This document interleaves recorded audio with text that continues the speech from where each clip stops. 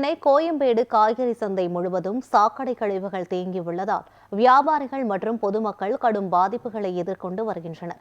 இதுகுறித்து வியாபாரிகளிடம் நமது செய்தியாளர் லக்ஷ்மணன் பழனி நடத்திய கலந்துரையாடலை தற்போது பார்க்கலாம்.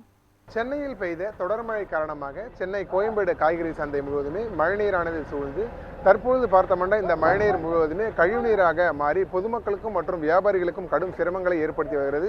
இந்த கழிவுநீரால் பொதுமக்கள் மற்றும் வியாபாரிகள் எந்த அளவுக்கு பாதிக்கப்பட்டு வருகிறார்கள் என்பது குறித்து பேசுவதற்காக வியாபாரிகள் நம்மிடம் அவரிடம் கேட்டு தெரிஞ்சுக்கலாம். ஆனால் வணக்கம், இப்போ இந்த கழிவுகள் இப்படி தேங்கிருக்கு, இப்போ என்னென்ன பிரச்சனை வருது இதனால உங்களுக்கு? இப்போ ஆனால் இந்த இடத்துல மெயினாக இங்கே ட்ரைனேஜ் இந்த இடத்துல இருக்கிறதுனால இங்கே ஃபுல்லாக குப்பை இல்லாமல் அடைச்சிருது. ஸோ அதனால் என்ன ஆகுதுன்னா குப்பை வெளியே ரிலீஸ் ஆக முடியல. மழை பெஞ்சால் மட்டும்தான், மற்றபடி மாறு எதுவுமே இருக்காது. வெளியில் ஃபுல்லாக எல்லாத்தையும் அப்படியே தான் இருக்குது, ஃபுல்லாக க்ளீன் பண்ணுறாங்க. ஆனால் தக்க நடவடிக்கை எடுக்க மாட்டுறாங்க. நாங்கள் எங்கள் தலைவர் எல்லாருமே சொல்லிட்டோம், எல்லாருமே பண்ணுறாங்க. இருந்தாலும் அதுக்கான முடிவுகள் என்ன சரியான ஒரு இது எடுக்க முடியல. இந்த 2 நிமிஷம்லாம் நிற்க முடியல. எத்தனை பேர் பொதுமக்கள் வராங்க, வியாபாரிகள் வராங்க. ஏசியாவில் பெரிய மார்க்கெட்டு, நம்பர் 1 மார்க்கெட்டு.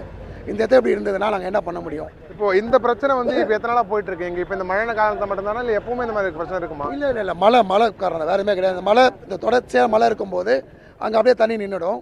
திரும்பவும் நாங்கள் தான் க்ளீன் பண்ணுவோம். இதுக்காக கட்டையெல்லாம் வாங்கி வச்சுருக்கோம். திருப்பி அந்த குப்பை தண்ணி நின்றுடும். திருப்பி அடுத்த நாள் வரும், அதே மாதிரி தண்ணி. இப்போ மழை நின்று 3 நாள் ஆச்சு சென்னையில். பரவாயில்ல. ஆனால் இங்கே மட்டும் பாருங்கள், அப்படியே அந்த சேர் அப்படியே தான் இருக்குது. இந்த இடத்துல நிற்கும்போது பார்த்தீங்கன்னா ஓவர் ஸ்மெல் அது வந்துடும், தலைவலி வந்துடும், கோல்டு, மெயினாக கோல்டு வருது, வீசிங் ப்ராப்ளம். 2-3 பேர் வீசிங் ப்ராப்ளம் வந்திருக்கு.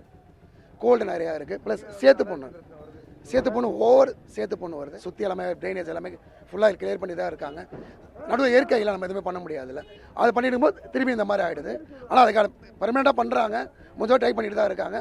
ஆனால் சொன்ன உடனே வந்துட்டு உடனே பண்ணிவிட்டு என்ன பண்ணுமா, டெம்பரரி பர்மனெண்ட்டாக பண்ணுறேன்னு சொல்லியிருக்காங்க. நாங்கள் தலைவர்கிட்ட சொல்லியிருக்கோம், கண்டிப்பாக பண்ணிவிடுவாங்கன்னு நினைக்கிறோம். உங்கள் தகவலுக்கு நன்றிண்ணே. குறிப்பாக இங்கே இருக்கக்கூடிய வியாபாரிகள் கருத்தாக என்னவென்று பார்த்தால் தற்காலிகமான முடிவுகள் தான் தொடர்ந்து எடுக்கப்பட்டு வருவதாகவும் நிரந்தர முடிவு இதற்காக எதுவுமே எடுக்கப்படவில்லை எனவும் கூறப்படுகிறது. இது மட்டுமல்லாமல் இந்த கழிவுகளால் தொடர்ந்து வியாபாரிகளுக்கு பல்வேறு உடல்நலக்குறைவுகள் ஏற்பட்டு வருவதாகவும் இதற்கு நிரந்தர தீர்வு காணும் வகையில் சிஎம்டி நிர்வாகம் உடனடியாக நடவடிக்கைகளை மேற்கொள்ள வேண்டும் என வியாபாரிகளின் கருத்தாகவும் இருக்கிறது. நியூஸ் 7 தமிழ் செய்திகளுக்காக ஒளிப்பதிவாளர் விக்ரமன், செய்தியாளர் லக்ஷ்மணன் பழனி, சென்னை.